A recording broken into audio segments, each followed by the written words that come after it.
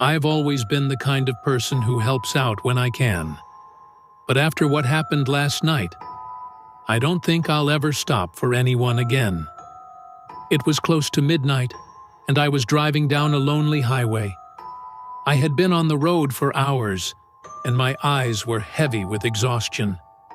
That's when I saw him, a lone figure standing at the edge of the road, thumb out, barely visible in my headlights. I slowed down. The guy looked normal enough, mid-30s, wearing a hoodie and jeans. His face was shadowed, but something about the way he stood made my stomach twist. Still, I told myself I was being paranoid. "Where you headed?" I asked as he climbed in. His voice was low, almost hoarse. "Just a few miles up." I nodded and pulled back onto the road.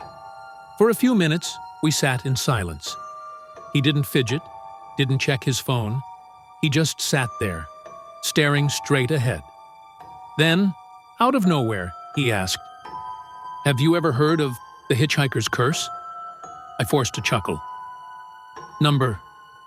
What is it?" His head turned slowly toward me, and for the first time I saw his face clearly. His skin was pale, almost sickly, and his eyes were completely black. My blood ran cold. "They say," he whispered, "if you pick up the wrong hitchhiker, he never leaves." My hands tightened on the wheel. "What do you mean?" He grinned. "You'll see." I slammed on the brakes. "Get out!" But when I turned to look at him, he was gone. The seat was empty. My heart hammered in my chest as I scanned the road behind me. Nothing, just endless darkness.